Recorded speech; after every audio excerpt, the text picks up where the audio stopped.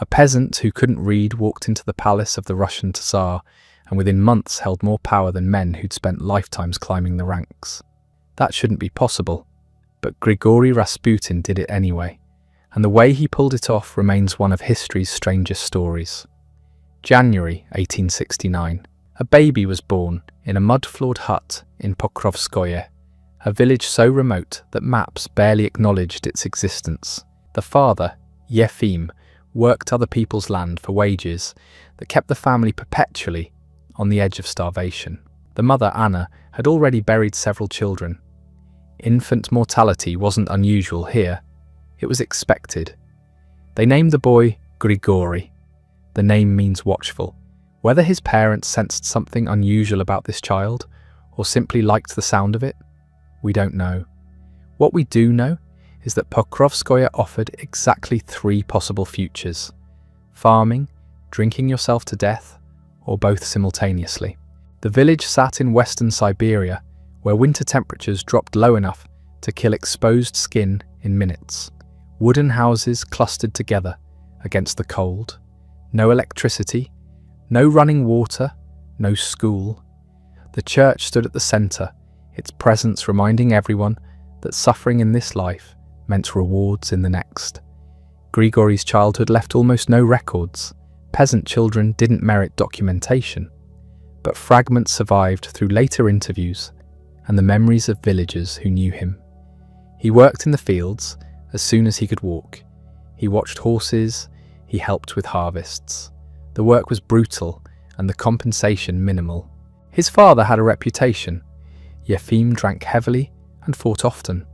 The surname Rasputin likely derived from Rasputny, meaning debauched or dissolute. Some biographers claim the name came later, attached to Grigori himself. Others insist it was the family name all along. Either way, the association between the Rasputin name and questionable behaviour started early. Young Grigori showed no particular promise. He couldn't read, he couldn't write, he had no education and no prospects. Village life offered a predictable trajectory: work the land, marry a local girl, produce children who would work the land, die young from disease or injury or vodka. Thousands lived and died this way. History forgot them immediately.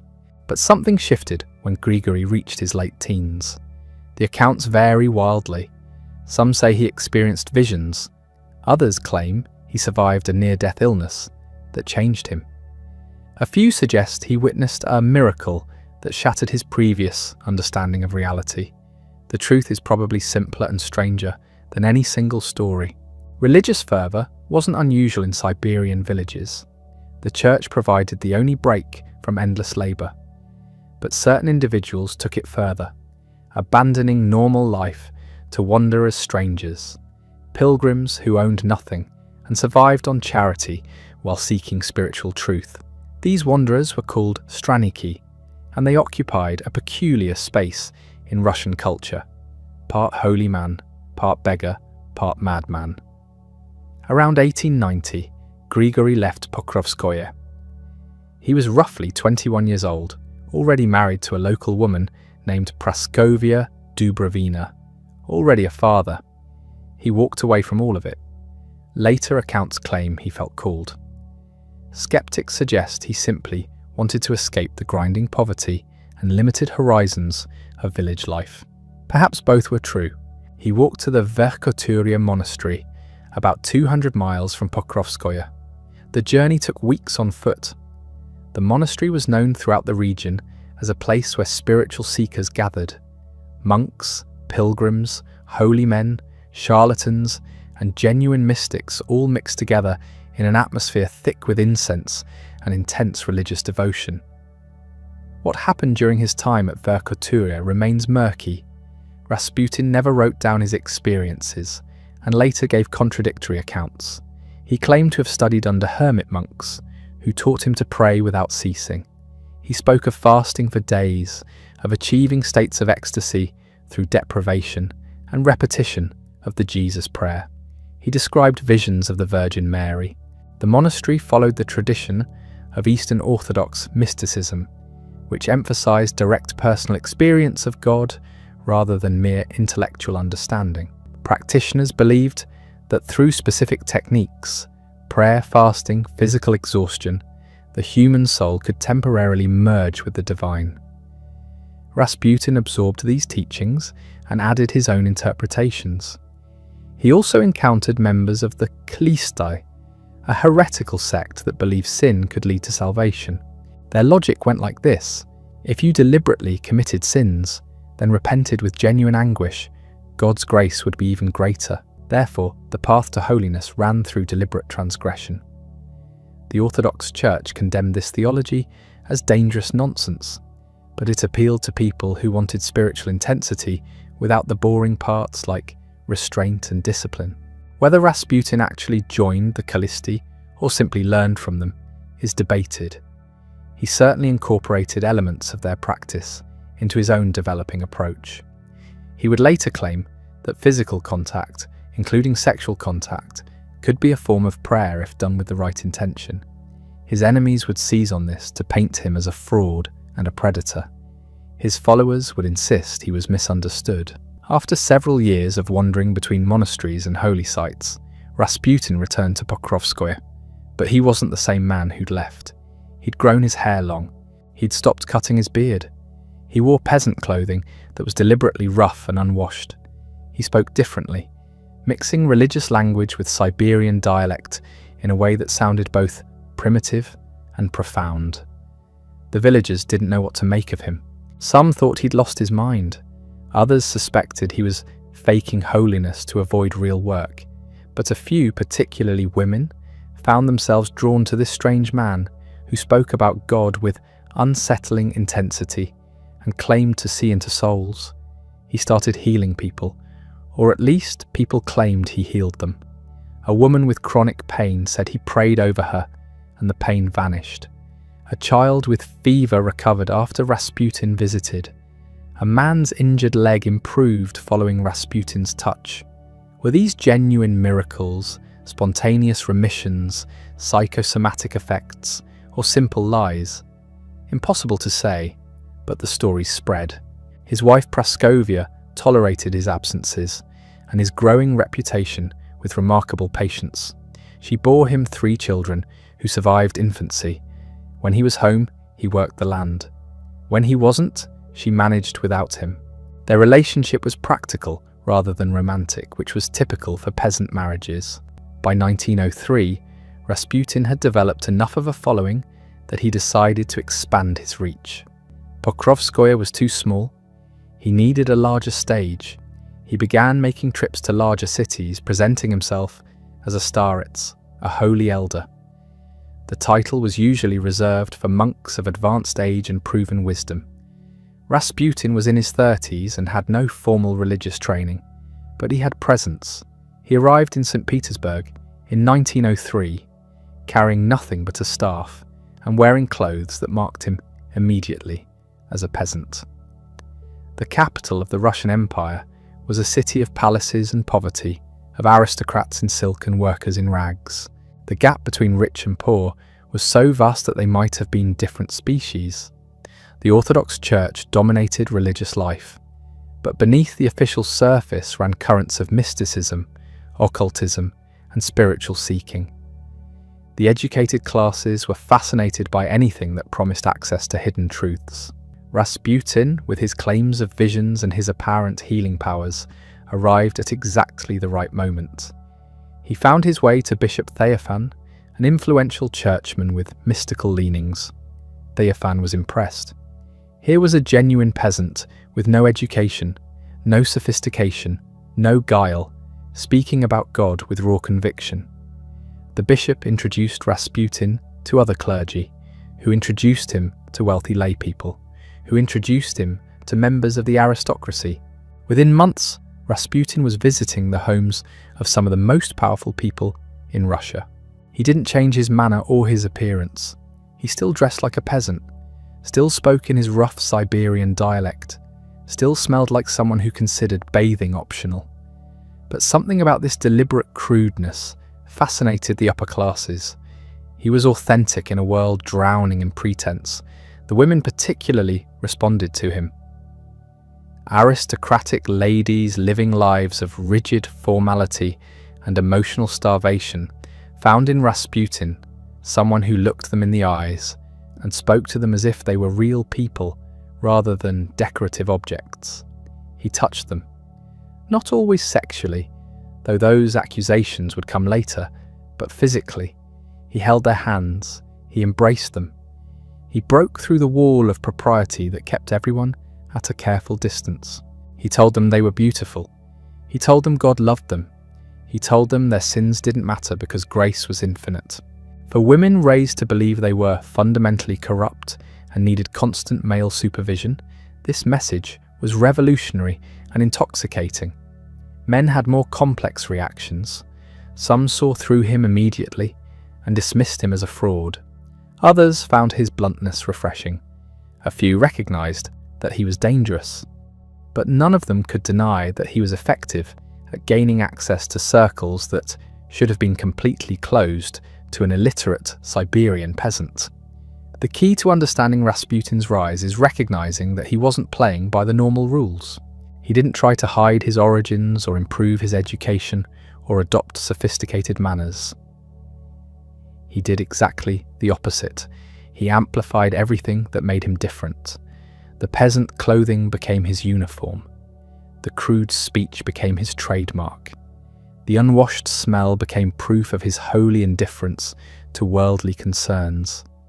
In late 1905, everything changed. A doctor named Eugene Badmaev, who treated members of the Imperial family with Tibetan medicine and had his own mystical inclinations, mentioned Rasputin to the Grand Duchesses. They were curious. The Russian aristocracy was always hunting for the next spiritual sensation. An appointment was arranged.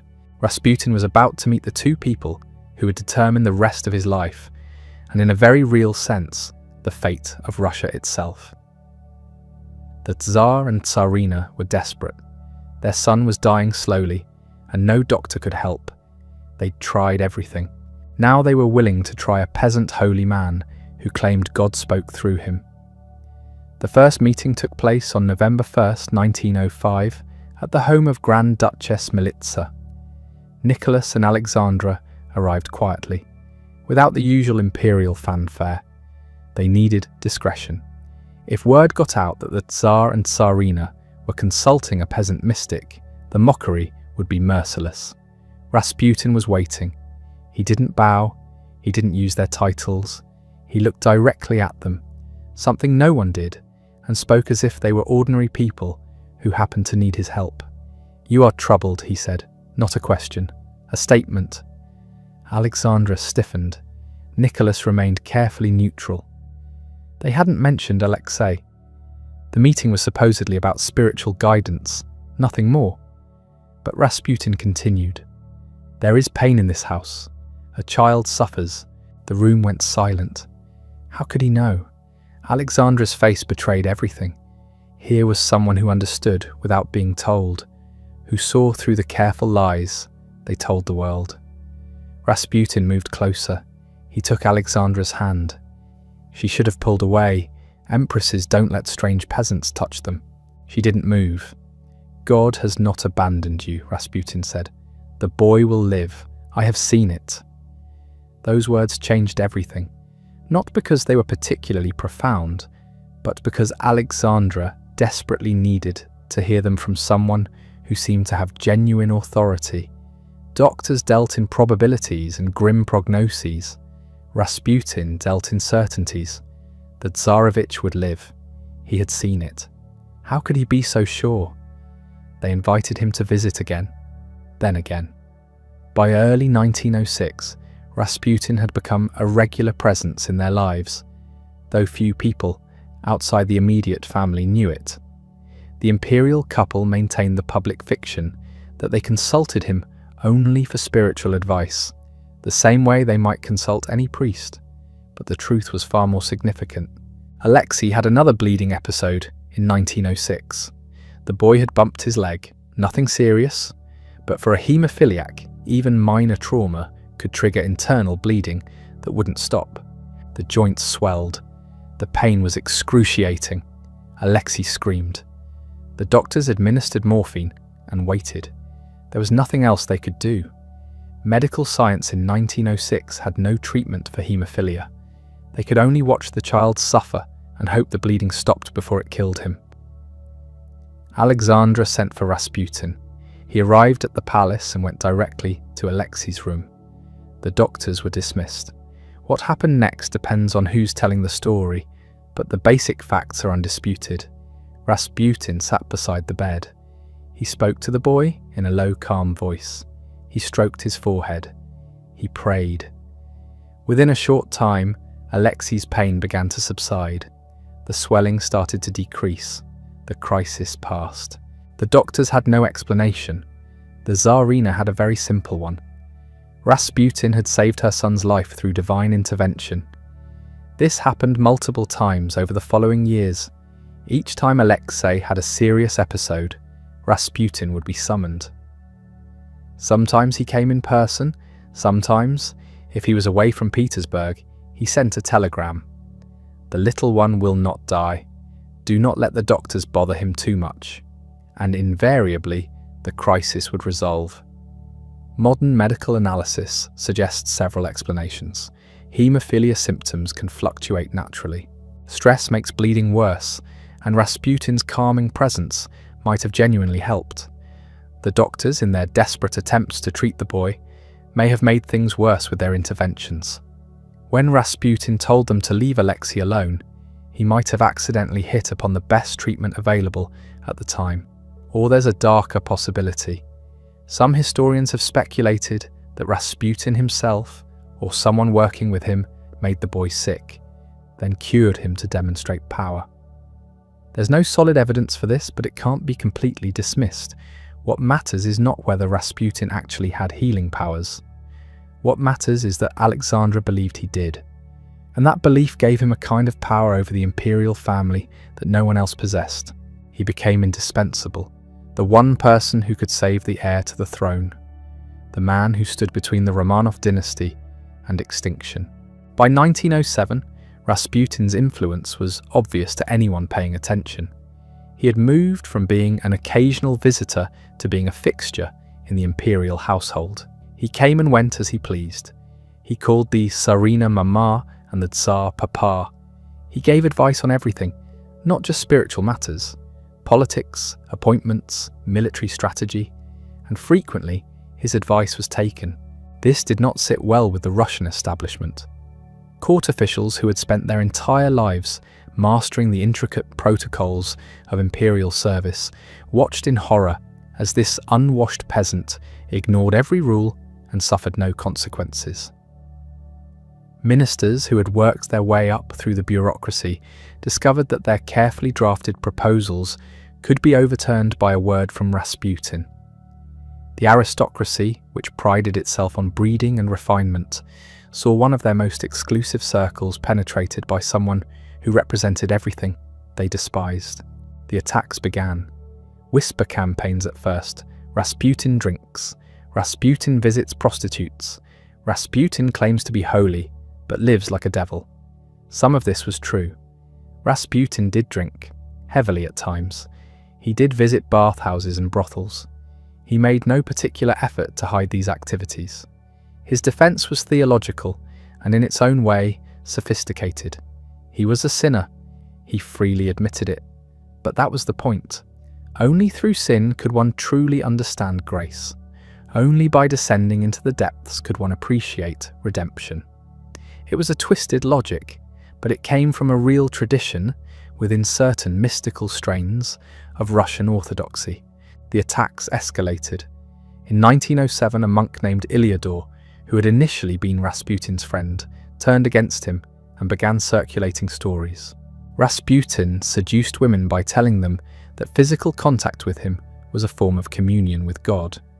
He convinced married women to sleep with him by arguing that their sins would be absorbed by his holiness. He was building a cult, using religion as a cover for sexual predation.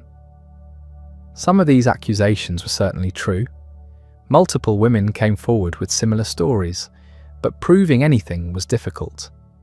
The women who accused Rasputin were often dismissed as hysterical or attention-seeking. The women who defended him, and there were many, insisted he had never touched them inappropriately. Rasputin himself denied nothing and admitted nothing. When confronted, he would laugh or shrug or quote scripture. The Orthodox Church investigated. Church officials interviewed witnesses, reviewed evidence, and concluded that Rasputin was at minimum a scandalous figure whose presence at court damaged the reputation of the Imperial family, and by extension, the entire Russian state. They recommended that he be sent back to Siberia and forbidden from returning to Petersburg. The recommendation reached the Tsar. Nicholas read it, discussed it with Alexandra, and did nothing, because whatever Rasputin might be doing in his private life, he was keeping Alexei alive. That was all that mattered. This created an impossible situation. Everyone in the government and church hierarchy knew that Rasputin was a problem. Many genuinely believed he was evil, but no one could touch him because he had the complete protection of the Tsarina. And Alexandra's protection was absolute because she believed, with religious certainty, that Rasputin had been sent by God to save her son. The Russian Empire in the early 1900s was already unstable.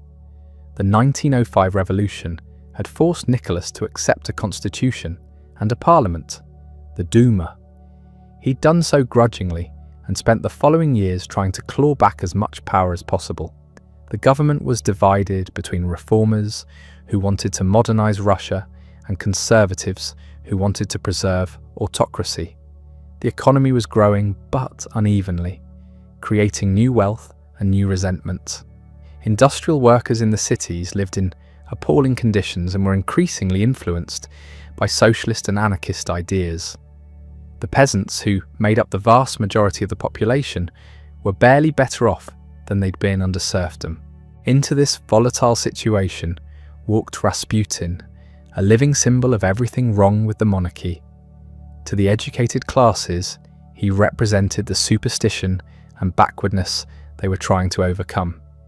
To the revolutionaries, he was proof that the Romanovs were unfit to rule. To foreign observers, he was a bizarre joke that raised serious questions about Russian stability. And to Alexandra, he was the answer to her prayers. The Tsarina's dependence on Rasputin grew deeper year by year. She wrote him constantly when they were apart. The letters survive, and they're remarkable documents. She called him our friend and father. She asked his advice on everything. She shared her fears, her frustrations, her dreams. She told him things she didn't tell her own husband. The tone of the letters is intimate, but not sexual. It's something stranger than that. She treated him as a combination of holy man, therapist, and oracle. Nicholas's relationship with Rasputin was more complicated. The Tsar didn't share his wife's mystical fervour. He was a devout Orthodox Christian, but his faith was conventional, formal, ritualistic. He didn't need visions or miracles. He needed a healthy son. Rasputin seemed to provide that, so Nicholas tolerated him. But there's evidence that the Tsar was never entirely comfortable with the arrangement. He knew what people were saying. He understood the political damage. Several times he tried to distance Rasputin from the court, sending him back to Siberia for extended periods. It never worked. Alexandra would fall into depression. Alexei would have another health crisis, and Rasputin would be summoned back, his position stronger than before. The year 1912 brought the crisis that sealed Rasputin's place in history. The Imperial family was on vacation in Poland. Alexei, playing, fell and hit his stomach against a boat. The bruising triggered massive internal bleeding in his abdomen. He was brought back to the palace at Spala, but instead of improving, he worsened. The bleeding continued for days. The boy's abdomen swelled grotesquely. His fever spiked. He screamed in agony. The doctors administered morphine in increasing doses until they feared it would kill him. They prepared the public for the worst, releasing bulletins about the Tsarevich's grave illness. Last rites were administered. The family said their goodbyes. Alexei was dying. Everyone knew it. The doctors knew it. The family knew it. The boy himself, in his few lucid moments, knew it. Alexandra prayed constantly, but even prayer seemed useless now. Then she thought of the one person who had never failed. Rasputin was in Siberia, over 1,000 miles away. She sent him a telegram describing the situation. His response arrived the next day. God has seen your tears and heard your prayers. Do not grieve. The little one will not die. Do not allow the doctors to bother him too much. Within hours, Alexei's condition began to improve. The bleeding stopped. The fever broke. The swelling decreased. Within days, he was sitting up.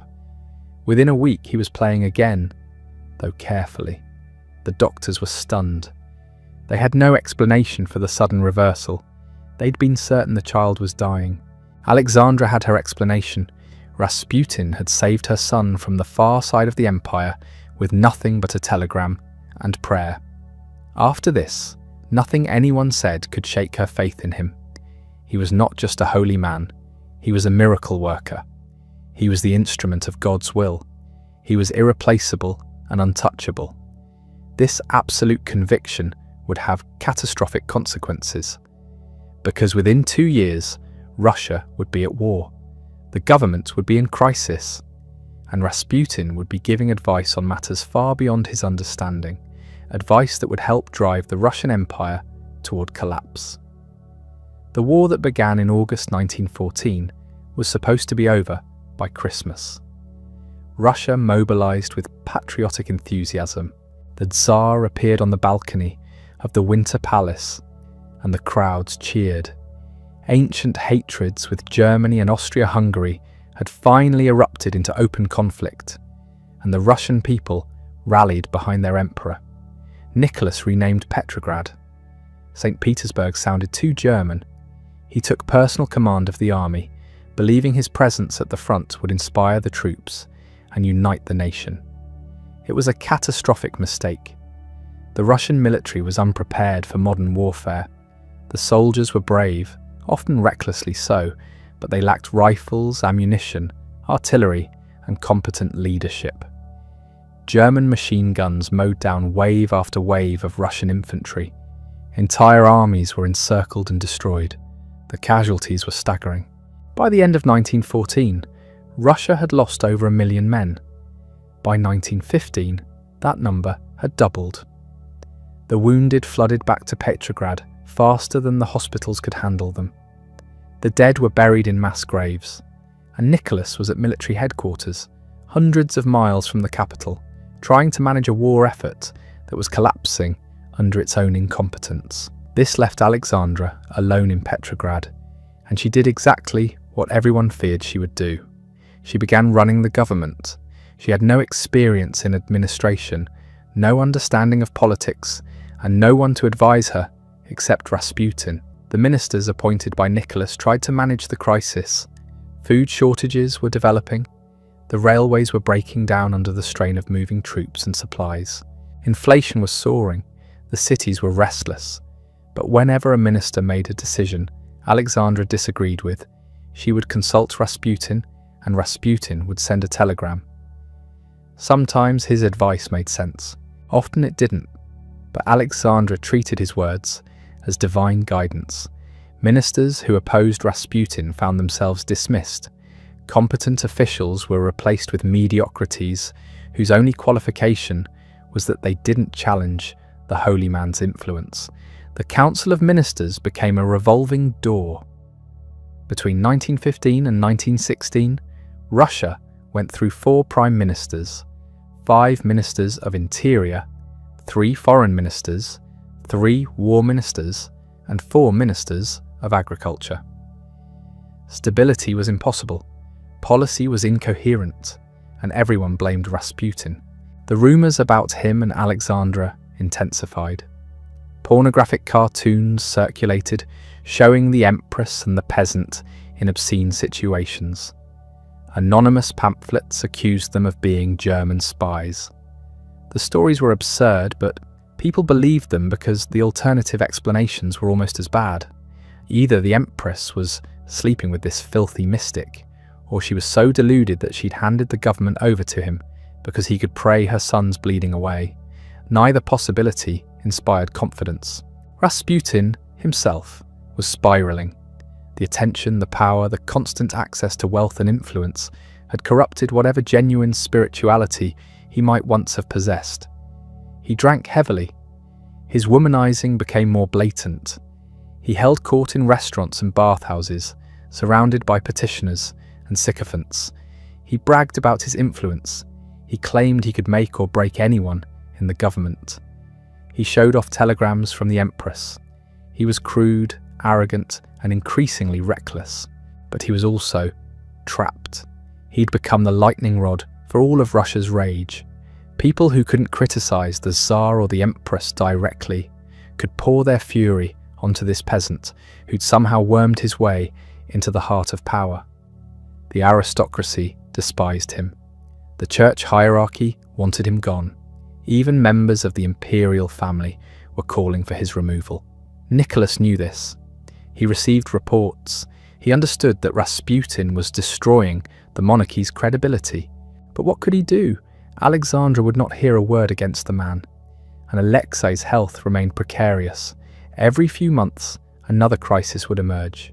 A fall, a nosebleed that wouldn't stop, sudden pain and swelling, and every time, Rasputin would pray and the crisis would pass.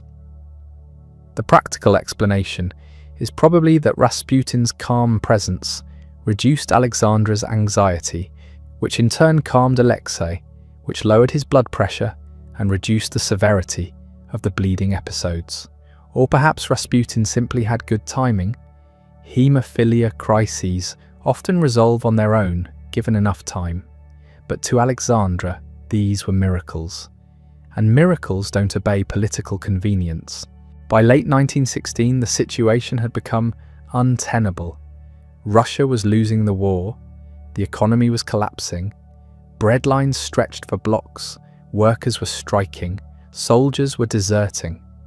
The Duma, Russia's parliament, was openly criticizing the government, and at the center of every complaint was the same name: Rasputin.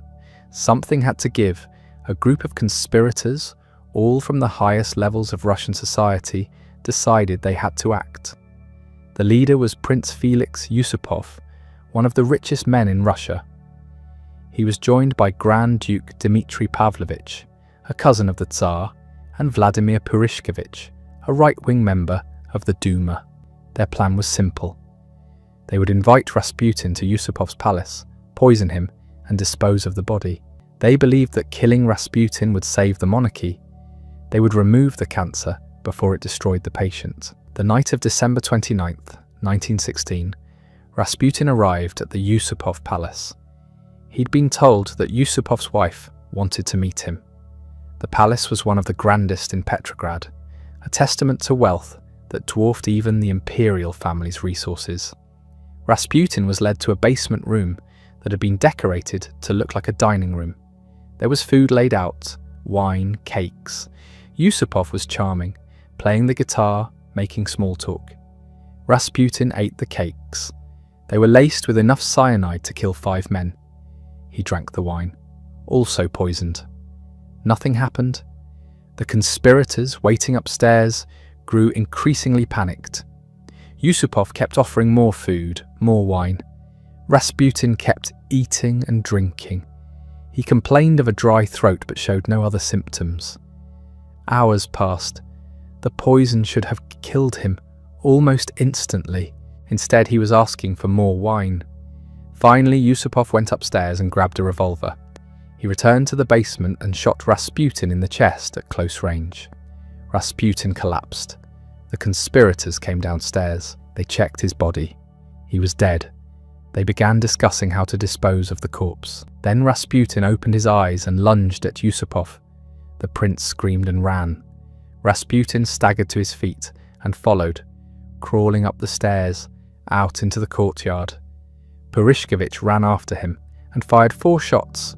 2 missed, 2 hit, 1 in the back, 1 in the head. Rasputin fell in the snow. This time he didn't get up, but the conspirators weren't taking chances. They beat him with clubs. They wrapped him in a curtain, drove to the Neva River, and pushed him through a hole in the ice. When his body was recovered days later, the autopsy showed water in his lungs. He'd still been alive when he went into the river. The murder became instant legend. The poison that didn't work, the bullets that didn't stop him, the beating, the drowning. It seemed to confirm everything people believed about Rasputin, that he was unkillable, superhuman, protected by dark forces. The truth is more prosaic. The cyanide was probably old and had degraded. Rasputin's heavy drinking may have built up his tolerance, and adrenaline can keep a mortally wounded person moving for minutes before they collapse. But legends don't care about pharmacology. Alexandra was devastated. She demanded the conspirators be punished. Nicholas, finally showing a spine, refused to execute members of his own family and the aristocracy. He exiled them instead. Yusupov was sent to his country estate. Grand Duke Dmitri was sent to the Persian front. The Empress wrote in her diary that Russia's enemies had killed the only man who could save her son. She was half right. Rasputin's death didn't save the monarchy. It came too late. The damage was done. The murder united the public in a way the conspirators hadn't anticipated. Not in mourning for Rasputin. Nobody mourned him except Alexandra and a handful of devoted followers, but in recognition that the system itself was broken. If the aristocracy had to resort to assassination to remove one man from power, what did that say about the government's functionality? If the Empress could be so deluded that she'd mourn this charlatan while Russia burned, what hope was there for reform? The winter of 1916 to 1917 was brutal. Food shortages worsened. The bread lines grew longer. The temperature dropped. People froze waiting for rations that never came. The soldiers at the front were starving. The wounded were dying in hospitals without medicine. And the government did nothing because there was no government. Just a parade of incompetent ministers taking orders from an isolated empress who was still writing letters to a dead man's grave. On March 8, 1917, International Women's Day, textile workers in Petrograd went on strike demanding bread. It started small. A few thousand women marching through the streets. The police did nothing. The next day, more workers joined. 50,000, then 100,000. The demonstrations spread. The slogans changed from "Give us bread" to "Down with the autocracy." The Cossacks, traditionally the most loyal troops, refused to charge the crowds. Some joined them. Nicholas was at military headquarters, disconnected and dismissive. He sent telegrams ordering the police to restore order. The police couldn't. He sent troops. The troops mutinied. Entire regiments went over to the demonstrators, bringing their rifles with them. On March 15th, Nicholas's own generals came to him and told him the truth. The situation was hopeless. The army would not fight for him. The people had turned against him. If he wanted to avoid civil war, he had to abdicate. He sat in his railway car, stunned. He'd been Tsar for 23 years. He'd believed in his divine right to rule, his sacred duty to preserve autocracy for his son. Now his generals were telling him it was over. He asked if abdicating in favour of Alexei would save the monarchy. They said it might, but Alexei was 13 years old and sick. He would need a regent. And who would that be? Alexandra? The woman the entire country blamed for the disaster? Nicholas made his decision. He would abdicate not just for himself, but for his son. He would pass the throne to his brother, Grand Duke Michael. Maybe Michael could salvage something from the wreckage. He signed the document. 300 years of Romanov rule ended with a signature on a piece of paper in a railroad car. Michael refused the throne unless a constituent assembly voted to give it to him. They never did. Russia was suddenly without a Tsar. A provisional government tried to take control, but it had no real authority. The Petrograd Soviet, a council of workers and soldiers, held the actual power in the streets. Dual power, they called it. It couldn't last. Nicholas and his family were placed under house arrest first at the Alexandra Palace, then moved to Siberia for their safety. The provisional government promised they'd eventually be allowed to leave Russia, maybe to England, where Alexandra's cousin was king, but the political situation deteriorated too quickly. The Bolsheviks, led by Lenin, seized power in November, civil war erupted, and the royal family became a liability. They were moved again, this time to Yekaterinburg in the Ural Mountains. The house they were kept in was called the House of Special Purpose. Armed guards watched them constantly. The windows were whitewashed so they couldn't see out. Letters were censored. The family understood what was coming. Alexandra wrote in her diary about her faith that God had a plan. Nicholas read to the children. Alexei, now 13, was carried everywhere. His last bleeding episode had left him unable to walk. On the night of July 16, 1918, the family was woken and told they needed to move to the basement for their safety. Fighting was approaching the city. They dressed and went downstairs. Nicholas carried Alexei. They were told to wait in a small room while trucks were prepared. Then the executioners entered. Yakov Yurovsky, the commandant, read a brief statement. The Ural Soviet had ordered their execution. Nicholas had time to say what before the shooting started. The bullets came from multiple directions. Nicholas died instantly. Alexandra and the children had seconds of confusion before they too were shot. But the executions were botched. The assassins were drunk. Their aim was poor, and the Grand Duchesses had jewels sewn into their corsets, diamonds that deflected bullets. Some of the children survived the initial volley.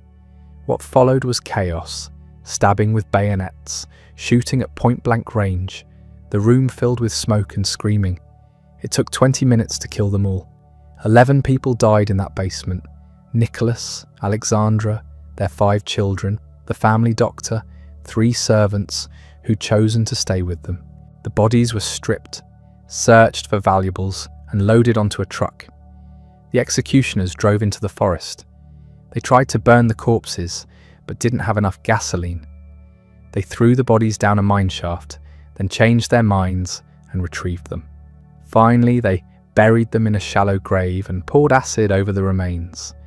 For 70 years, the location was secret. The Soviet government claimed the family had been evacuated and that only Nicholas was executed. But everyone knew the truth. The entire family was gone. In 1991, after the Soviet Union collapsed, the grave was excavated. DNA testing confirmed the identities. 9 of the 11 bodies were there. 2 were missing, Alexei and one of his sisters. Rumours spread that they'd survived, that someone had helped them escape, but in 2007 a second grave was found nearby. Bone fragments, damaged by fire and acid.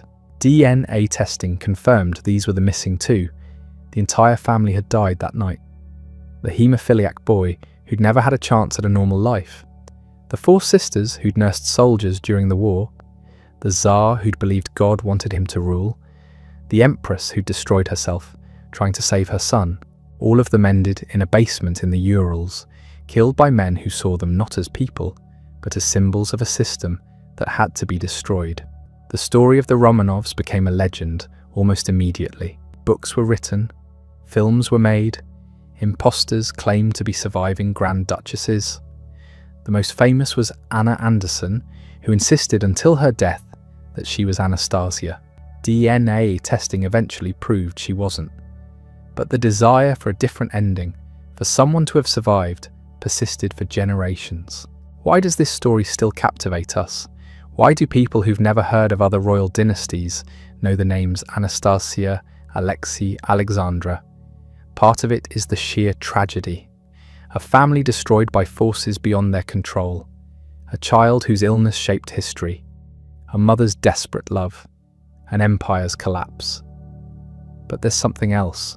The Romanovs represent the end of an entire world. They were the last autocratic rulers of a major European power. After them came democracy, communism, fascism, all the ideologies that would define the 20th century.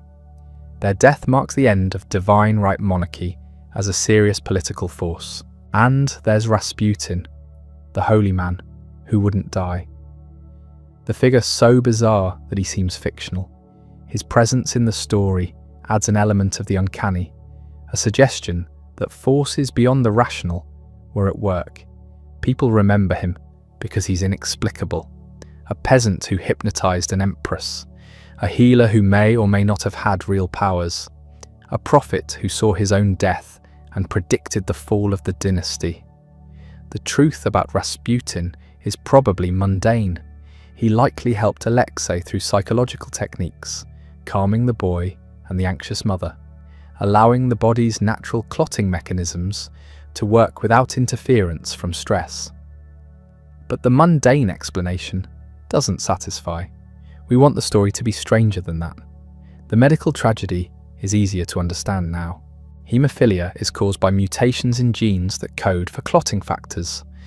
The most common form, haemophilia A, involves factor VIII. Victoria was a carrier. She passed the mutation to several of her children. Leopold died from it. Her daughters Alice and Beatrice carried it and passed it to their children. The disease spread through the royal houses of Europe because those families intermarried constantly. Victoria's descendants sat on the thrones of Britain, Russia, Spain and Germany. They were all related. They all called each other cousins. And some of them carried a genetic time bomb. Modern treatment for haemophilia involves regular infusions of clotting factor. It's not a cure, but it allows people with the condition to live relatively normal lives. In 1904, when Alexei was born, this treatment didn't exist. The only available interventions were rest, ice and prayer. Families watched their sons bleed and could do nothing. The psychological toll was devastating. Parents lived in constant fear. Children grew up knowing that a minor injury could kill them. Alexandra's guilt must have been crushing. She knew the disease came from her side of the family. She'd seen her nephew die from it.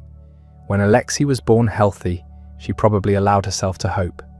Then the bleeding started, and she knew. She'd given her son a death sentence.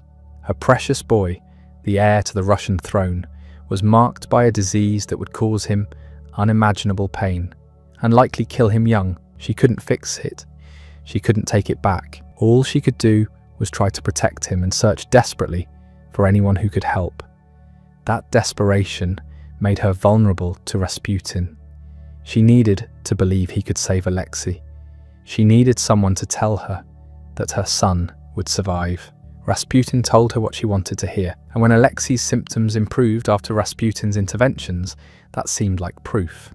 She became convinced that God had sent this man to save her child. Nothing anyone said could shake that conviction. Not the scandals, not the political consequences, not the warnings from family and advisors. Rasputin was keeping Alexei alive. That was all that mattered. Nicholas's tragedy was different. He never wanted to be Tsar. He'd grown up knowing he would inherit the throne, but he hadn't wanted the responsibility.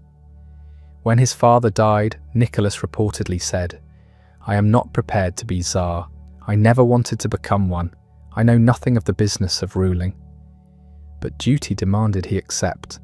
So he became Tsar and tried to rule as his father had, with absolute authority and no compromise.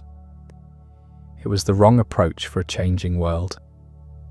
Russia in 1894 was not Russia in 1825. The educated classes wanted a constitution. The workers wanted rights. The peasants wanted land. Nicholas gave them nothing. He believed autocracy was sacred, a trust from God that he had no right to modify. He would preserve it for his son, no matter what, except his son was sick. And the strain of protecting Alexei while trying to rule an empire broke something in Nicholas. He withdrew. He spent time with his family and ignored the mounting crises. He listened to Alexandra, who listened to Rasputin. The government drifted. Ministers were appointed and dismissed based on the whims of the empress and her advisor. Competent men were replaced with incompetence. Corruption flourished. And when the war came, Nicholas's inadequacy as a military leader became obvious to everyone. The war destroyed them. Russia wasn't ready for a modern, industrial conflict. The army was huge but poorly equipped. Soldiers went to the front without rifles. Artillery units ran out of shells. The supply system collapsed. Millions of men died in the first year, and Nicholas, trying to prove himself, took personal command of the army. It was a catastrophic decision. Now every defeat was his defeat. Every failure reflected on him directly. And he was far from Petrograd when the revolution started, unable to understand what was happening until it was too late. Could anything have saved them? If Alexei had been healthy, would the dynasty have survived? Maybe. A healthy heir would have changed the dynamic at court. Alexandra wouldn't have been so desperate. Rasputin wouldn't have gained influence. The government might have functioned more effectively. But the fundamental problems would have remained. Russia needed reform. Nicholas refused to reform. Eventually, that collision was going to produce a revolution. If Nicholas had abdicated earlier, could the monarchy have survived under Michael or someone else? Probably not. By March 1917, the institution itself was discredited. People didn't just want a different Tsar, they wanted no Tsar. 3 centuries of autocracy had exhausted the public's patience. The Romanovs had ruled through a combination of tradition, force, and the claim that God had chosen them. When those props collapsed, nothing remained. The execution in Yekaterinburg was probably inevitable once the Civil War started. The Bolsheviks couldn't risk the royal family being rescued by the White Army and used as a rallying point. As long as Nicholas and his children lived, they represented a potential restoration of the monarchy. Dead, they were just memories. The decision to kill them all, including the children, was brutal. But from the Bolsheviks' perspective, it was necessary. They were eliminating not just individuals, but the possibility of a Romanov return. The cover-up afterward reflected the regime's understanding that the executions would be controversial. They announced only Nicholas's death. They claimed the family had been evacuated. They hid the bodies and destroyed evidence. For decades, the Soviet government maintained the fiction that the children might have survived. It was a lie, but it served a purpose. It kept the truth ambiguous. It prevented the family from becoming martyrs. When the bodies were finally discovered and identified, Russia had changed. The Soviet Union was gone. The new Russian government under Boris Yeltsin faced the question of what to do with the remains. They decided on a state funeral. In 1998, the family was buried in the Peter and Paul Cathedral in St. Petersburg, the traditional resting place of Russian emperors. It was an acknowledgement that history could be viewed differently now. The Romanovs were no longer enemies of the people. They were tragic figures, victims of their time. The Russian Orthodox Church canonized them in 2000, not as political leaders, but as passion bearers, people who'd faced death with Christian dignity. The Church was careful to distinguish between glorifying the autocracy and honouring individuals who'd suffered. It was a complicated position, trying to rehabilitate the family without endorsing what they'd represented. But it reflected how much attitudes had shifted.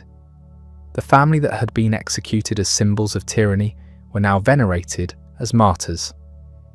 This rehabilitation is controversial. Some Russians see it as revisionist history, an attempt to erase the crimes of the old regime. The Romanovs presided over a system that kept millions in poverty. They crushed dissent. They sent troops to fire on peaceful protesters. Honouring them as saints, critics argue, distorts the historical record. But others see them as human beings who were caught in forces beyond their control. Nicholas was a bad ruler, but did that justify murdering his children? Alexandra made terrible decisions, but she was trying to save her son. The family's personal tragedy doesn't erase the political context, but it complicates it. The story refuses to fit into simple categories. It's not a fairy tale about innocent victims, but it's also not a straightforward story about revolutionary justice. It's something more ambiguous, A family destroyed by illness, by political incompetence, by the weight of history, by their own choices, and by forces they never understood. They were the last rulers of an ancient system at the moment that system collapsed, and they paid for it with their lives. In the end, haemophilia killed more than Alexei. It killed a dynasty. The disease shaped Alexandra's personality, influenced Nicholas's decisions, brought Rasputin to power, destabilized the government, and contributed to the conditions that made revolution possible. A genetic mutation that began in one woman, Queen Victoria, rippled through European history for 3 generations. It didn't cause World War I or the Russian Revolution, but it was there, a hidden factor shaping events in ways that contemporaries couldn't fully understand. The story of haemophilia in the royal families didn't end with the Romanovs. The disease had spread through Queen Victoria's descendants like cracks in ice, weakening the foundations of multiple European dynasties. By the time the last Tsar fell, the mutation had already done its damage across the continent. Victoria's third child, Princess Alice, carried the gene to Germany when she married Louis IV, Grand Duke of Hesse. Their daughter Alex became Alexandra Feodorovna. Another daughter, Irena, married Prince Henry of Prussia, brother to Kaiser Wilhelm II. She had 3 sons. 2 of them had haemophilia. Both died young. Waldemar made it to age 56, an exceptionally long life for a haemophiliac in that era. Heinrich died at 4 after a fall. The Prussian royal family, like the Romanovs, learned to live with the constant anxiety of bleeding that wouldn't stop. Victoria's youngest son, Leopold, had haemophilia himself.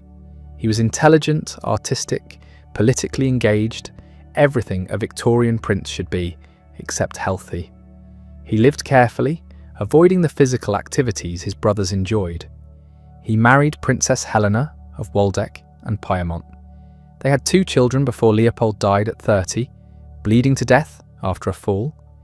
His daughter, Alice, inherited the gene and passed it to her son, Rupert. He died at 21 from a car accident that triggered unstoppable bleeding. The Spanish royal family was devastated by the disease. Victoria Eugenie, granddaughter of Queen Victoria, married King Alfonso XIII of Spain in 1906. The wedding day was marked by an assassination attempt. An anarchist threw a bomb at their carriage. They survived, but 24 people died. It seemed like a terrible omen. It was. Victoria Eugenie was a carrier. She didn't know it when she married. Nobody in her family had shown symptoms. But the gene was there, waiting. Her first son, Alfonso, was born in 1907. Within months, the family discovered he had haemophilia, a simple nosebleed that wouldn't stop. The Spanish court was horrified. The king was furious. This was supposed to be a dynastic marriage that would strengthen ties between Spain and Britain. Instead, it had imported a genetic curse. Victoria Eugenie had 2 more sons. Gonzalo also had haemophilia. Jaime was deaf, probably unrelated to the haemophilia gene, but another blow to the family's hopes for healthy heirs. Alfonso XIII blamed his wife. Their marriage deteriorated. The Spanish nobility, deeply Catholic and concerned about bloodlines, whispered that the British princess had corrupted the royal blood. It wasn't scientific, but it was how they thought. Victoria Eugenie became isolated at court, blamed for something she hadn't known she carried and couldn't control. Both sons with haemophilia died young. Alfonso was 29 when his car crashed during a drive through Miami. He bled to death before he could receive treatment. Gonzalo was 19 when he died in a car accident in Austria. The pattern repeated. Accidents that would injure normal people killed haemophiliacs. The disease made the ordinary world deadly. The Spanish monarchy fell in 1931. Multiple factors contributed: political instability, economic problems, the king's own poor decisions, but the haemophilia crisis had damaged the dynasty's prestige. The king who couldn't produce healthy heirs seemed weak, cursed. When Alfonso XIII went into exile, he left behind a country moving towards civil war and a family marked by genetic tragedy. The disease shaped personal lives in ways that went beyond politics. Princess Beatrice, Victoria's youngest daughter, was devastated when her son Leopold died of haemophilia at 32. He'd been wounded during a hip operation and bled for hours. Beatrice had been extremely close to him. She spent the rest of her life in mourning, wearing black, speaking little. The woman who had been Queen Victoria's constant companion in old age became a shadow, broken by a son's death from a disease she'd unknowingly given him. The families tried to cope. They built special rooms with padded floors. They employed doctors full-time. They restricted their sons' activities, keeping them from sports, from roughhousing, from anything that might cause injury. It was a form of protective imprisonment. The boys grew up knowing they were fragile, that their bodies could betray them at any moment. Some families hid the condition, others were more open. The Spanish royal family's struggles became public knowledge, debated in newspapers and parliament. The Prussian family was more discreet, but rumours circulated. In Russia, the secrecy around Alexei's condition created its own problems, allowing Rasputin to gain influence that might have been impossible if the family had been transparent. Medical science was advancing, but slowly. By the early 20th century, doctors understood haemophilia better. They knew it was hereditary. They knew it affected males primarily. They could identify the symptoms, but treatment remained primitive. Blood transfusions were possible but dangerous, often fatal due to incompatibility issues. There was no way to replace the missing clotting factor. All doctors could do was try to stop bleeding through pressure. Cold compresses, rest. Sometimes it worked, often it didn't. The royal families had access to the best medical care available. It wasn't enough. Wealth and power couldn't cure a genetic disease. This was a profound realization for families accustomed to controlling their circumstances. They ruled empires, commanded armies, shaped the fate of millions, but they couldn't save their own children from a defective gene. The psychological impact was enormous. Mothers who were carriers lived with guilt. They'd passed on a disease that caused their sons terrible suffering. Many of them, like Alexandra, became overprotective to the point of dysfunction. They couldn't bear to let their sons out of sight. Every scrape, every bruise, every nosebleed triggered panic. Fathers struggled too. Men raised to value strength and martial virtue watched their sons exist as invalids. Nicholas II taught Alexei to be stoic, to endure pain without complaint. It was the only lesson he could offer. Alfonso XIII reportedly couldn't stand to be around his haemophiliac sons, a coldness born from frustration and helplessness. The children themselves lived in a strange twilight. They were princes, born to privilege and power, but they were also prisoners of their own bodies. They knew death could come from a stumble, a bump, a simple accident that other children would shrug off. Some became withdrawn. Others, like Alexei, tried to live as normally as possible, despite the restrictions. The disease forced a kind of premature maturity. These boys understood mortality in ways their healthy siblings didn't. The genetic nature of haemophilia raised uncomfortable questions about royal breeding practices. For centuries, European royalty had intermarried to keep power concentrated within a small group of families. This created beautiful family trees from a dynastic perspective, but genetic nightmares from a biological one. Haemophilia was just one result. Other recessive disorders appeared too. The Habsburgs had their characteristic jaw, a deformity from generations of inbreeding. The British royal family dealt with porphyria, a metabolic disorder that may have caused King George III's madness. Scientists began warning about the dangers of consanguinity. Geneticists studying heredity patterns used royal families as case studies. The Romanovs and the Spanish royals became examples in medical textbooks. Their private suffering transformed into data points. It was a kind of posthumous exposure.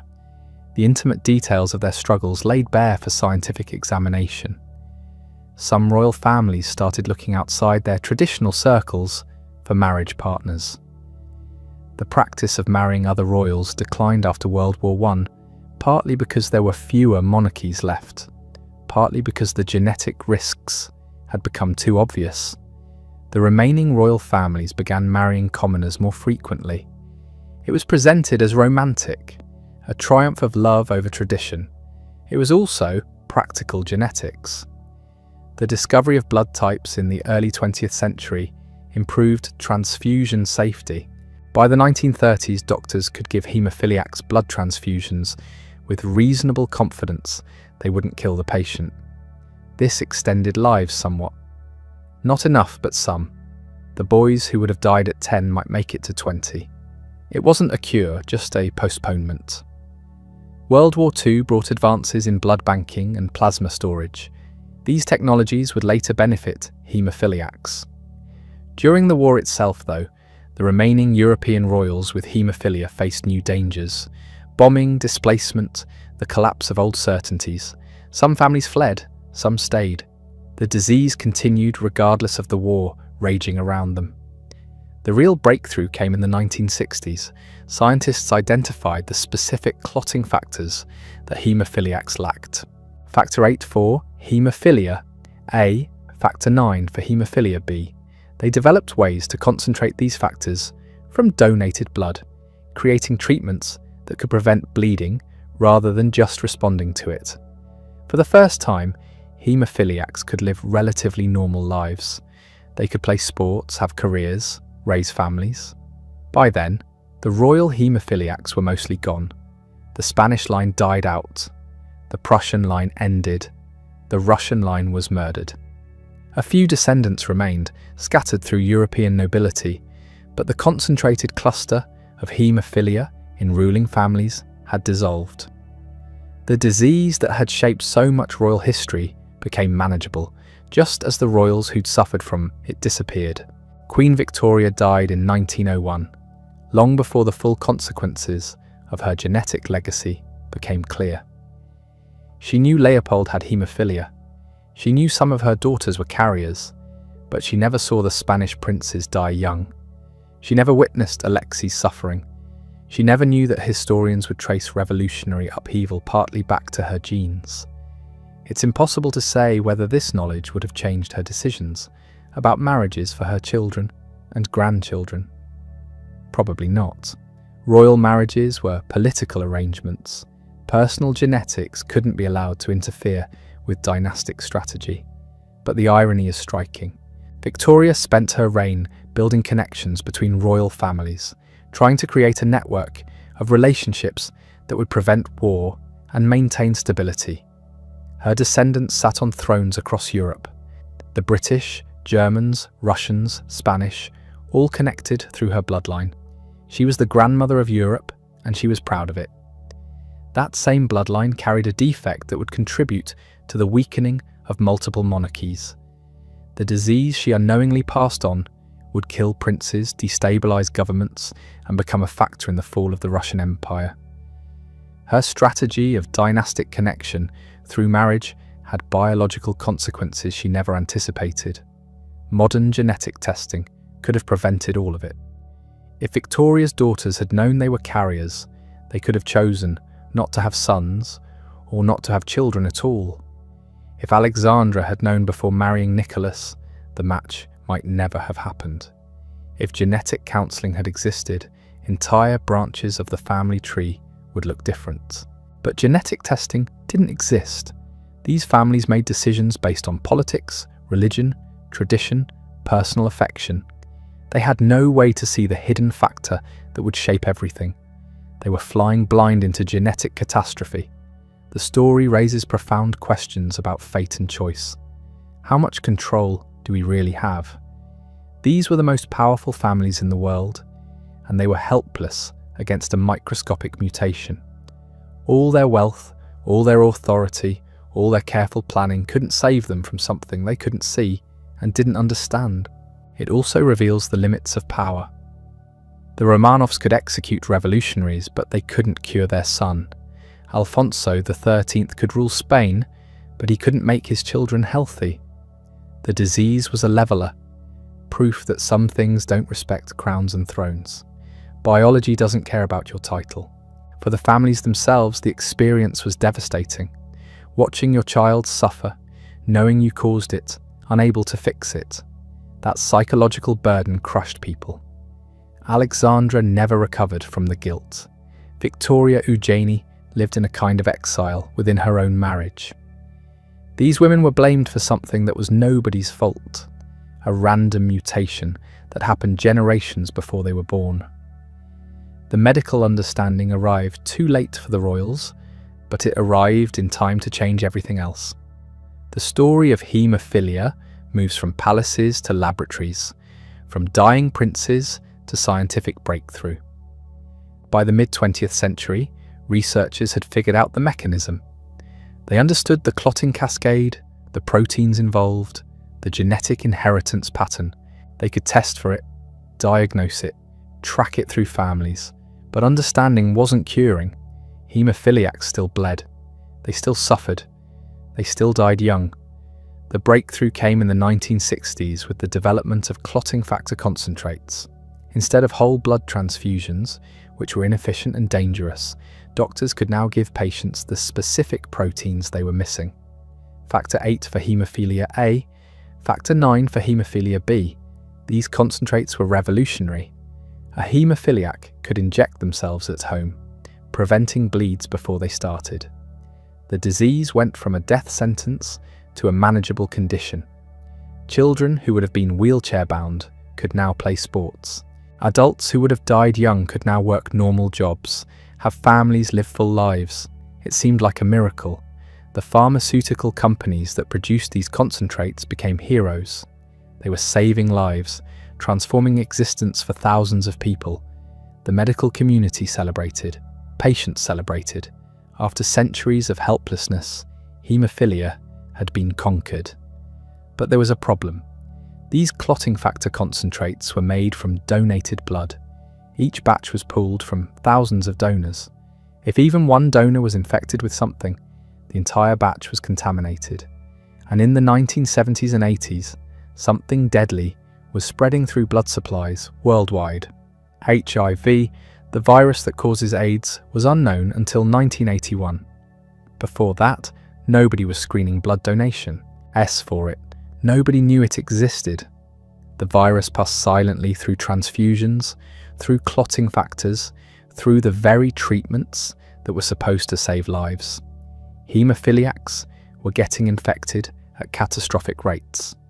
By the mid-1980s, roughly half of all severe haemophiliacs in America had contracted HIV through their medication.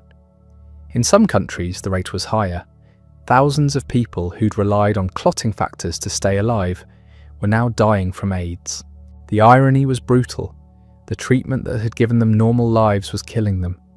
The miracle cure had become a death sentence. Families watched in horror as children who'd survived haemophilia began wasting away from AIDS. Parents who'd fought so hard to keep their sons alive through bleeding episodes now watched them die from an infection they'd received from their own medicine. The pharmaceutical companies knew about the risk earlier than they admitted. Documents later revealed that they'd continued shipping contaminated products even after screening methods became available. They'd sent tainted batches to developing countries after pulling them from wealthier markets. The profit motive had overridden safety. Lawsuits followed. Investigations uncovered negligence, cover-ups, decisions that prioritized money over lives. The companies eventually paid billions in settlements, but no amount of money could undo the damage. An entire generation of haemophiliacs had been infected. Many died. Many more lived with HIV, watching friends and family members disappear. The survivors carried trauma that went beyond the physical. They'd been betrayed by the medical system that was supposed to protect them. The contaminated blood scandal became one of the worst medical disasters of the 20th century. It affected not just haemophiliacs, but anyone who received transfusions during those years. Thousands died. Governments launched inquiries. Regulations changed. Blood screening became mandatory. Heat treatment was introduced to kill viruses in clotting factors. The system improved, but the damage was done. For the haemophilia community specifically, the disaster was existential. These were people already dealing with a genetic condition. They'd grown up knowing they were different, that they had to be careful, that their bodies didn't work the way other people's did. And then the thing that was supposed to normalize their lives had infected them with a terminal illness. The psychological impact was immense. Trust shattered. Families sued, support groups formed. The haemophilia community became activists, fighting for safer treatments, better regulations, accountability from pharmaceutical companies. They'd been victims twice over. First from their genes, then from the system, but they refused to stay victims. By the 1990s, recombinant clotting factors became available. These were manufactured in laboratories, not derived from human blood. No risk of viral contamination, no dependence on donated blood supplies. The technology was expensive, but it was safe. Finally, truly safe.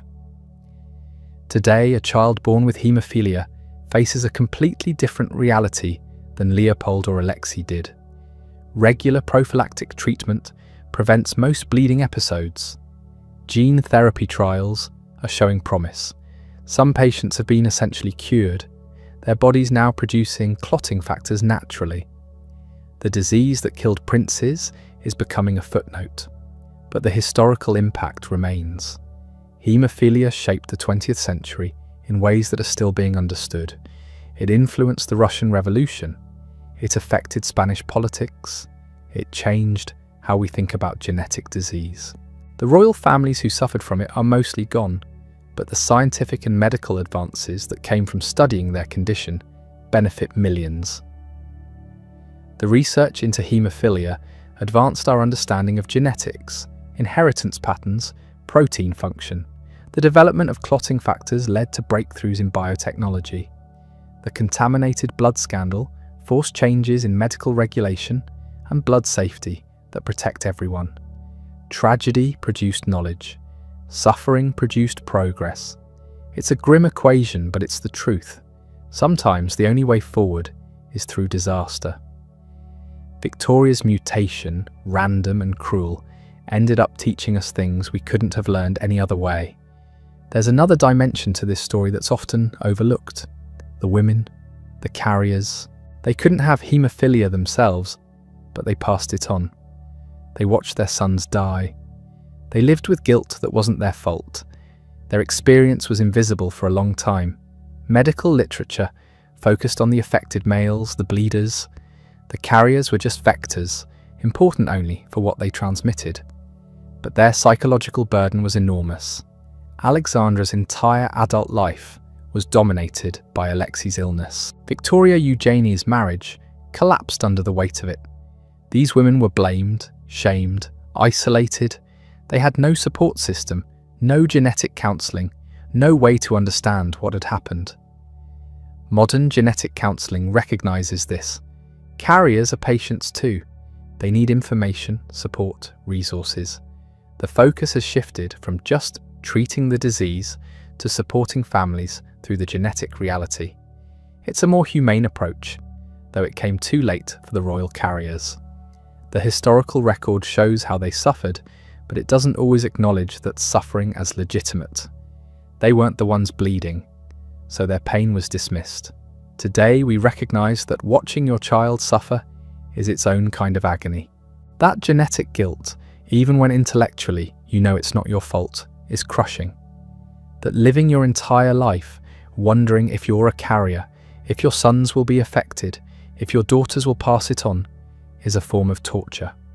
The royal women who carried haemophilia deserve recognition not just as historical figures, but as people who endured something genuinely terrible. They made the best decisions they could with the information they had. They loved their children. They tried to protect them. They failed, not through any fault of their own, but because biology is brutal and medicine was primitive. The story of royal haemophilia is ultimately a story about powerlessness.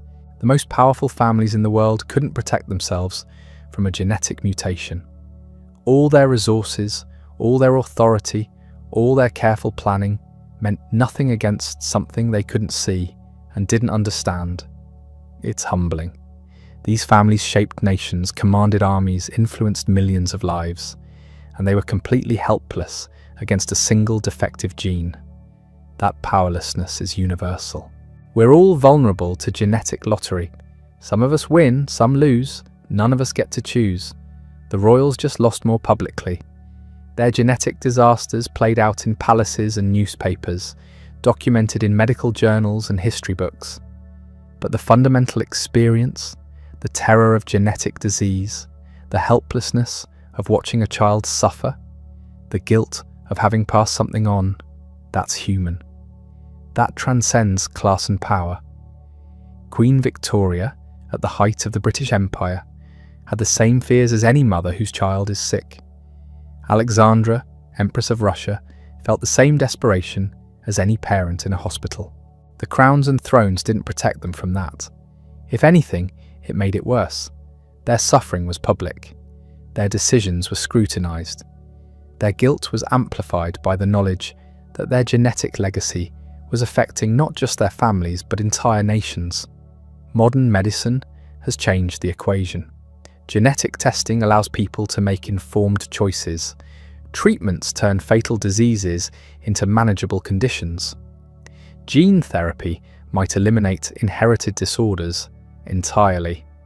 We're approaching a future where haemophilia, the disease that killed princes and toppled empires, might not exist at all. But the historical legacy remains. The mutation that appeared in Victoria's genes over 150 years ago shaped the 20th century in profound ways. It killed children, influenced politics, sparked medical advances, and revealed the limits of power. It's a reminder that sometimes the most important historical forces are invisible. Not armies or treaties or revolutions, but microscopic changes in DNA that cascade through generations. The butterfly effect applied to genetics. One mutation, countless consequences, rippling forward through time in ways nobody could have predicted or controlled. The mutation is gone now. Not completely. Genetic carriers still exist, scattered through European populations, descendants of those royal bloodlines who married into obscurity. But the concentration of haemophilia that once defined royal families has dissipated. Modern genetics, modern medicine, and the complete abandonment of cousin marriage among European royalty means no new generation will suffer what Leopold and Alexei endured. That erasure happened quietly.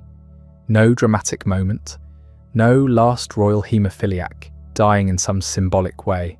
The disease just faded as families stopped passing it to each other. The last confirmed descendant of Victoria's line with haemophilia was Waldemar, Prince of Prussia, who died in 1945. After that, silence. If carriers remain, they're anonymous, untraceable, through the maze of 20th century genealogy. The Spanish branch lasted longest, 2 sons of Alfonso XIII, both haemophiliacs, both dead before age 30. The younger one, Gonzalo, died in 1934 from internal bleeding after a car accident. The older, Alfonso, died in 1938, also from bleeding after a car crash. Both accidents were minor, the kind people walk away from. They didn't walk away.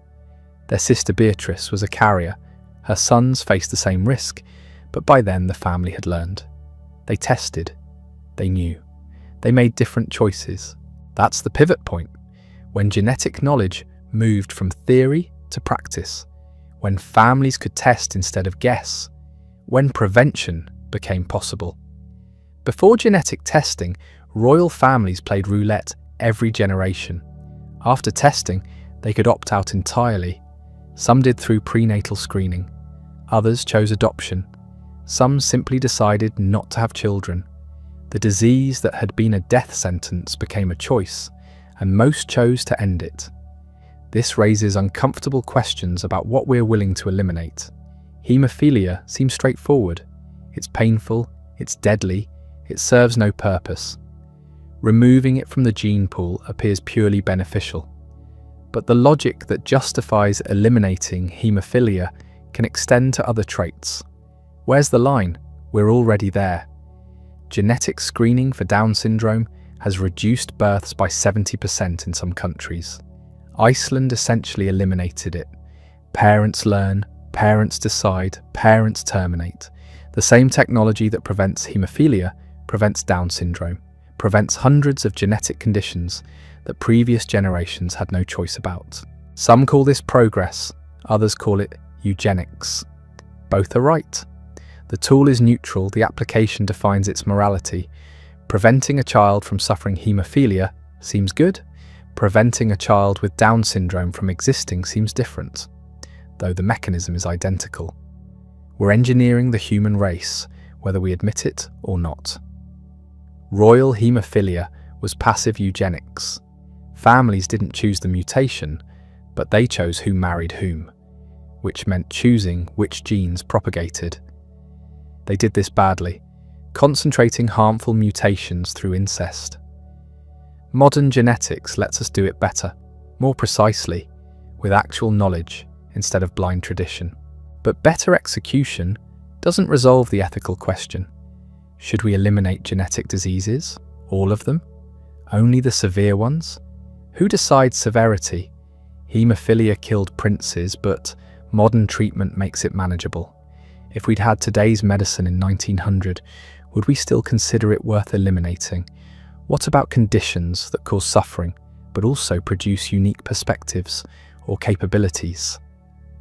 These aren't hypotheticals. We're making these decisions now. Parents screen embryos, selecting against diseases, sometimes selecting for desired traits. China's experimenting with gene editing. We're approaching a future where genetic disease could be optional, where evolution becomes a choice rather than chance. The royal families were guinea pigs for this future. They showed us what happens when you try to control genetics without understanding them. They demonstrated that power and wealth can't overcome biology. They proved that even the most careful breeding program fails if you don't know what you're breeding for. And they showed us the cost of genetic disease in human terms. Not statistics or medical abstractions, but specific children with names and photographs, whose suffering was documented, whose deaths were mourned publicly. Leopold screaming in pain, while Victoria's doctors tried useless treatments. Alexei's legs swollen to twice their normal size, while Rasputin whispered prayers. Friedrich bleeding slowly to death, while his mother watched helplessly. These weren't abstract tragedies, they were real children who really suffered. The historical distance makes them feel remote, but they were as real as any child suffering today. Their pain matters. Their deaths mattered. The fact that they were princes doesn't make their suffering more important, but it does make it more visible. That visibility is the gift they gave us. Their documented suffering advanced medical science. Their genetic legacy revealed inheritance patterns. Their deaths motivated research that eventually produced treatments. They didn't choose to be medical case studies, but that's what they became, and humanity benefited. Is that exploitation? Using royal suffering to advance science that would help everyone? Or is it redemption? Finding meaning in senseless tragedy? Both, probably. History rarely offers clean moral categories. What's certain is that we learned from their experience. Genetic counselling exists because royal families demonstrated the need. Modern haemophilia treatment exists because doctors studied royal patients. Our understanding of inheritance exists partly because scientists traced the mutation through royal pedigrees. The cost was paid by children who didn't consent and couldn't benefit. That's uncomfortable. We built knowledge on their suffering. They were sacrifices to progress, though nobody intended them to be. This pattern repeats throughout medical history. We learned about radiation by watching people die from it. We learned about disease by observing epidemics. We learned about genetics by studying families where things went wrong. progress requires casualties, and those casualties are rarely volunteers. Royal haemophilia is unique only in being so well documented. Somewhere in every family tree lurk genetic disasters. Most go unrecorded, affecting people whose names nobody remembers. The royals were unlucky enough to suffer publicly, lucky enough that their suffering advanced knowledge. But even that knowledge came slowly. Victoria died in 1901. Knowing haemophilia ran in her family, but not how or why. Alexandra died in 1918, still hoping for miracles instead of medicine. Alfonso XIII died in 1941, having watched two sons die from a disease doctors could describe but not prevent. The mutation appeared around 1820, but effective treatment didn't arrive until the 1960s. 5 generations suffered before science caught up. That lag between problem and solution is human history in miniature. We identify problems quickly. Solving them takes decades or centuries. Meanwhile, people suffer, die, and are forgotten. The ones who suffer earliest get nothing except the cold comfort that future generations might benefit from their experience. The last generation of royal haemophiliacs got that comfort. Waldemar died in 1945, but by then treatment was advancing. The children born after him, the carriers and descendants, grew up in a world where haemophilia was manageable. The disease that killed their ancestors became a chronic condition. Not pleasant, not trivial, but survivable. Today it's better still. Synthetic clotting factors replace the blood transfusions that once spread HIV through haemophilia communities. Gene therapy trials show promise for permanent cures. The disease that defined royal genetics for a century is becoming obsolete. That obsolescence is recent. 30 years ago, haemophiliacs were dying from contaminated blood products. 20 years ago, treatment was expensive and imperfect. 10 years ago, gene therapy was theoretical. Now it's approaching reality. The pace of progress is staggering, almost violent in its speed, which means we're entering territory with no historical map. The royals showed us what genetic disease looks like when you can't control it. We're about to discover what happens when you can. When parents can screen embryos for thousands of conditions, when gene editing can correct mutations before birth, when genetic disease becomes optional. The ethical frameworks we're using were built for a different world. A world where genetic disease was fate, where suffering was unavoidable, where the question wasn't whether to prevent disease, but how to manage it. That world is ending. The new world requires new ethics, new decisions, new ways of thinking about what we owe to future generations. Royal haemophilia can't answer those questions, but it illuminates them. It shows us what's at stake: real children, real suffering, real consequences. Not abstractions, but specific human lives shaped by invisible genetic realities. The mutation that appeared in Victoria's genes wasn't evil. Mutations are random, morally neutral, just chemistry. But the consequences weren't neutral. Children suffered. Families were destroyed. Empires were influenced. History was altered by something nobody could see or control. Now we can see it. We can control it. That power is immense and terrifying. We're editing the human genome, making decisions that will echo through centuries, determining which genetic traits survive and which vanish. We're doing this without consensus, without clear ethical guidelines, without knowing the full consequences. The royals blundered through genetic disaster because they didn't know better. We're blundering through genetic power because we know too much too quickly. They concentrated harmful mutations through ignorance. We might eliminate beneficial diversity through overconfidence. Different problems, same root cause, trying to control genetics without fully understanding them. But we're learning. Every generation understands more. Victoria knew nothing about genetics. Her great-grandchildren knew haemophilia was inherited, but not how. Their grandchildren understood X-linked recessive inheritance. We understand the molecular mechanism. The next generation might be able to edit it out permanently.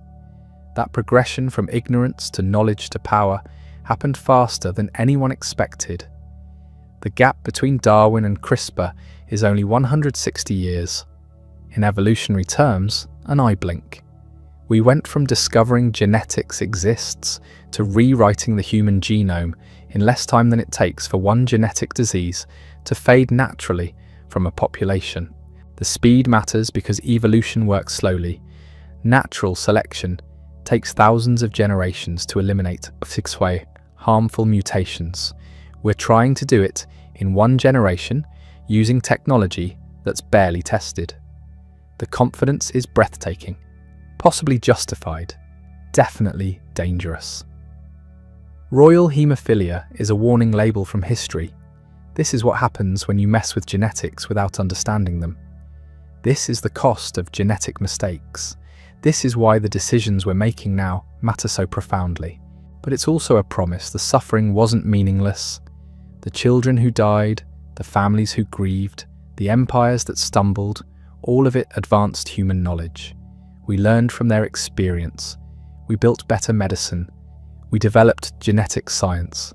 Their tragedy created the tools that might prevent future tragedies. That's not redemption exactly.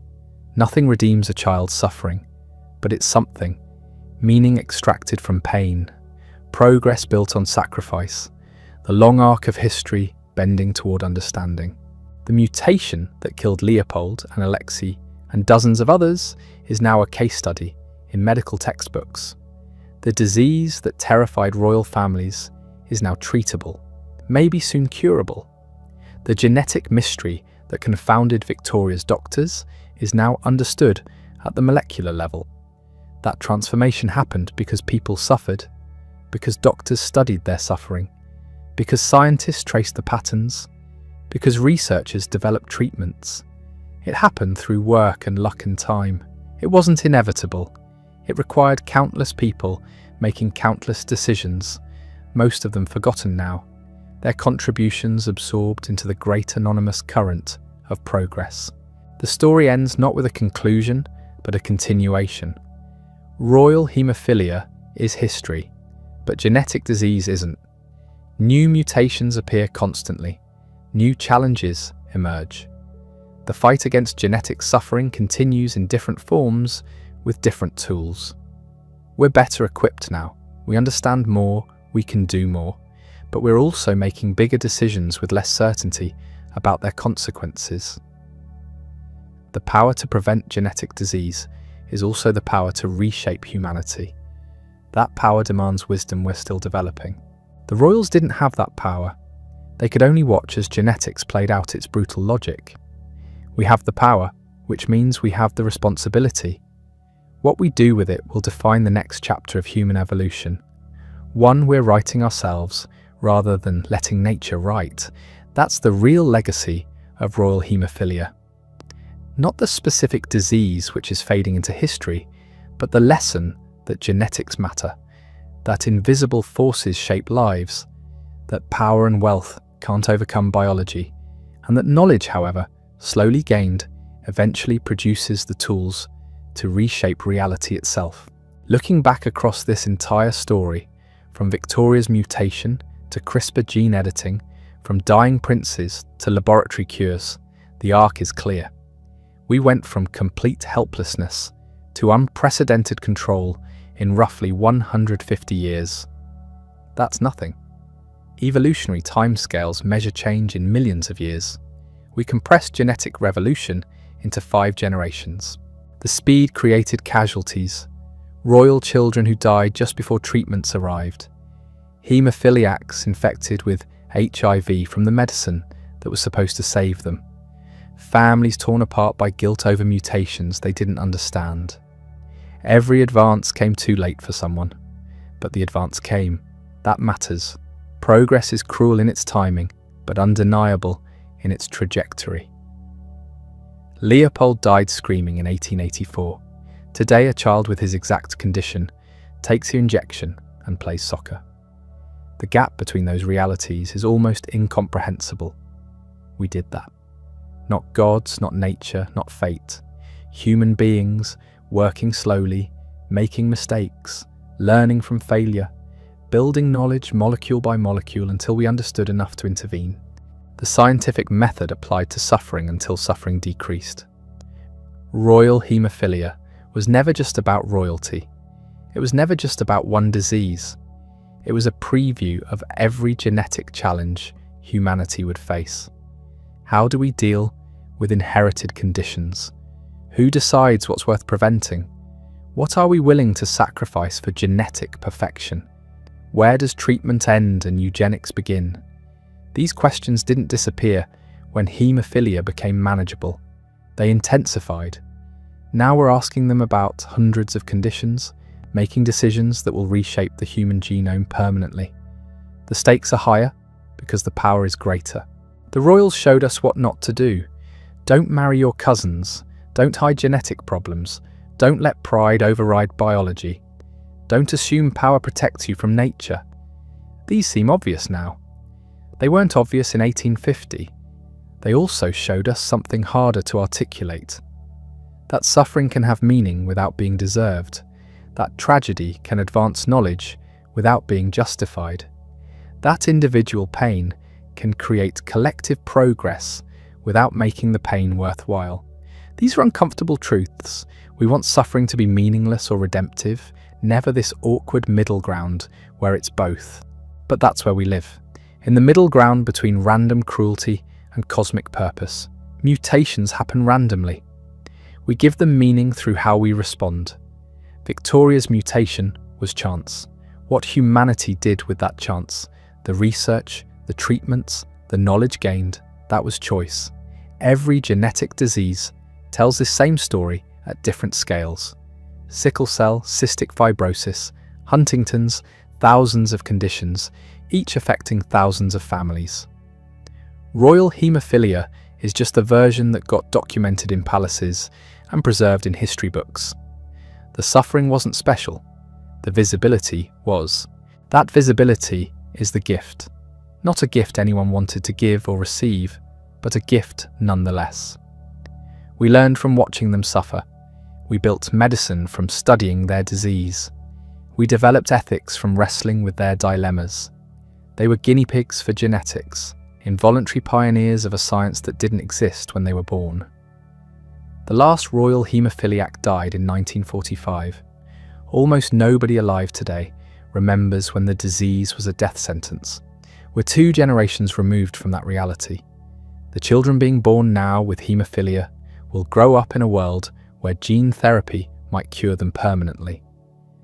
3 generations from untreatable to manageable to potentially cured. That acceleration is dizzying, and it's not slowing down. The next genetic revolution is already starting. Designer babies, embryo selection, gene editing, all moving from science fiction to medical reality. We're approaching capabilities that would have seemed godlike to Victoria's doctors. The question is what we do with those capabilities. The royals can't answer that. They're gone. Their suffering historical. Their lessons learned. But the framework remains. Genetics shapes lives invisibly. Power doesn't overcome biology. Knowledge accumulates slowly, then transforms everything suddenly. Suffering can advance understanding without being justified by it. These principles hold regardless of technology.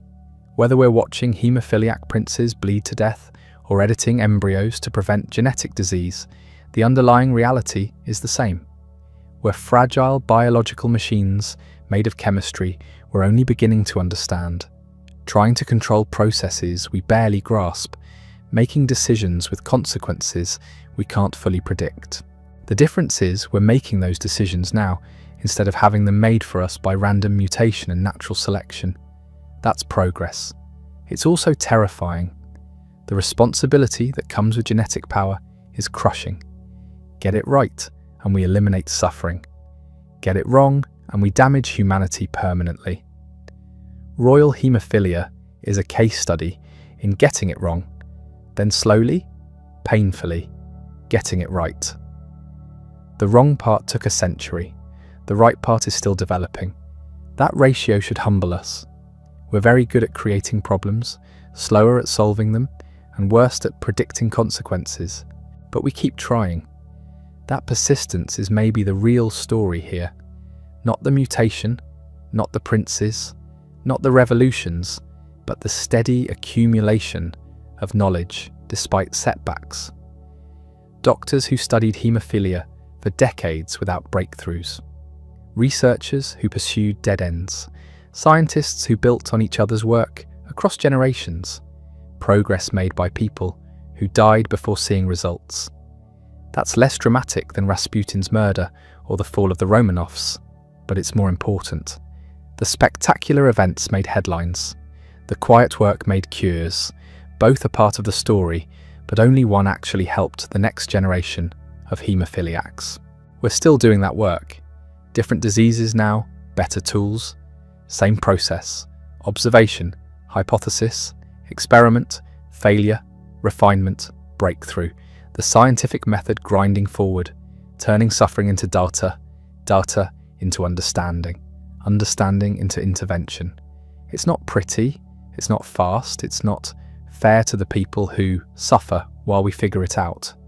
But it works, slowly, imperfectly, with tragic delays and bitter ironies. It works. We know more than we did. We can do more than we could. We'll know more tomorrow than we know today. That trajectory offers hope without erasing pain. The children who died from haemophilia really died. Their suffering was real. Their loss matters. Nothing we discover now changes their experience, but it might change someone else's future experience, which is all we can offer the dead. Not resurrection, just preventing repetition. Royal haemophilia repeated for 5 generations before medicine caught up. That's 5 generations of suffering that could have been prevented if knowledge had come faster.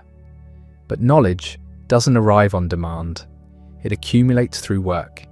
The work is happening now for other diseases, other conditions, other families who don't yet know they're at risk. Somewhere a mutation is happening right now, a copying error during cell division, a cosmic ray hitting DNA, random chemistry producing random change. Most mutations do nothing. Some cause disease, a tiny fraction improve function. We can't prevent mutations, we can only respond to them.